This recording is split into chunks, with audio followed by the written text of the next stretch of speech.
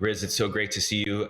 We've done a couple of these conversations over the past few months because I've been in love with this movie, Sound of Metal, since it premiered a year and a half ago now at the Toronto Film Festival.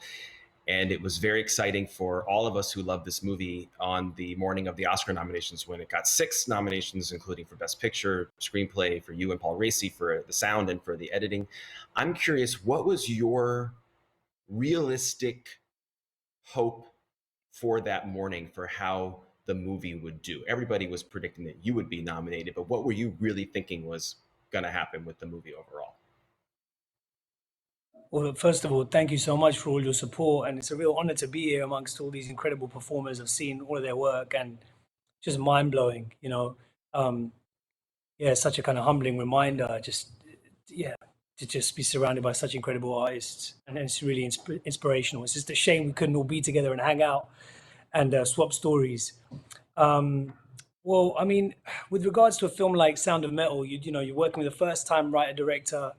You've got a very low budget, a very tight schedule.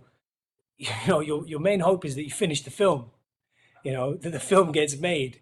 We had a very long and arduous kind of prep process as well, um, where we're kind of living into the characters and learning various skills and stuff. So just getting to the first day of the shoot was a big hurdle to jump over. We lost financing on the eve of, the day we were starting shooting. Um, then once you finish it, you hope people will see it. So honestly, I mean, I'm just really, really glad that there's a spotlight on the film, spotlight on all the incredible talent in there, in particular our deaf actors, a lot of kind of new faces that we need to see a lot more of. And of course, Paul Raci as well, who's, been finally given an opportunity after 40 years of a stage career to show what he can do on film. So, really it's beautiful and, to get the encouragement of your peers on a personal level. But when you see your creative family getting nominated and the editing, sound, and all that. It's like Christmas, really. It's beautiful. When you think back to the preparation that you just referred to, as people know, you learned to drum and you learned ASL, American Sign Language, in preparation for this film. How did you, because those were very intensive learning experiences that required hours a day. How were you able to balance both of them to make sure that you were kind of not getting too proficient in one and letting the other one drop, making sure that you were doing both adequately at the same time? Was that hard? It was just about going all out with them both every day. So it was both about 2.5 hours every day of sign language and then drumming for 7 months. And I was just really grateful to my teachers, Guy Licata on the drums, Jeremy Lee Stone, a sign language instructor, became a close friend. I ended up naming my character Ruben after him. And they taught me so much more than just those particular skills of signing and drumming. I feel like they um, enriched me as a human being and as an actor. They're both kinds of nonverbal communication, both the drums and both sign language. And I don't know, I kind of feel like learning both those things put me in my body differently. It certainly informed the performance.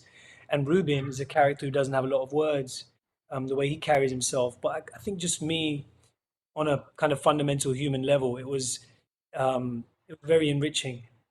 And so I guess, to answer your question in terms of how do I make sure I didn't get too good, I don't think there was any danger of that. The danger was, am I going to get good enough to look like I'm fluent in American Sign Language and like I've been playing the drums my whole life.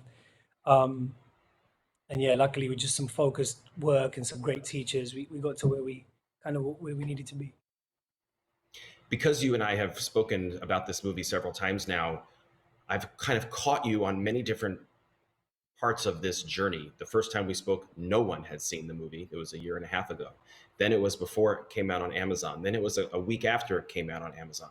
And now it's been out for months and all of this acclaim and 6 Oscar nominations.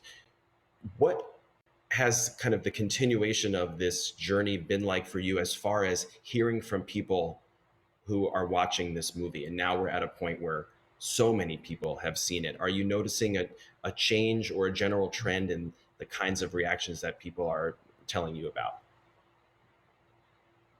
You know, Again, not to make the same point, but it's just such a gift when people have seen the film. You know, so many great indie films get kind of lost in the mix, but Darius Marder spent 13 years making this one, so I think he's put a prayer into the universe that it would land.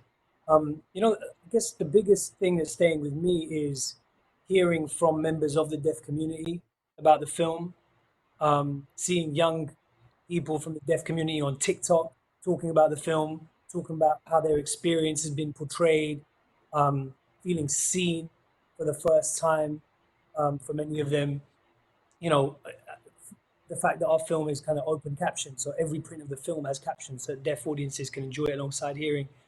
That's something that was very intentional and with a desire to kind of connect to deaf audiences. So I think that's been something that's really been heartening for me. Um, so it's seeing more and more people from that community, and also within the kind of addiction and recovery community. And this film kind of steps into a lot of subcultures, right? And you're always worried when you deal with subcultures in film, did you get it right? Are real drummers going to watch it and go, I can't relate to that? Or people who've been through addiction recovery, I can't relate to that? But actually people from the heart of those subcultures reaching out saying, yeah, that's my experience. That's a really heartening thing, and it feels very heartfelt, that connection. That's great. Well, again, thank you so much for being here. Sit tight. We're going to come back to you at the end of the night, but hopefully you'll enjoy some more conversations with your fellow honorees. Riz Ahmed, thank you so Absolutely. much.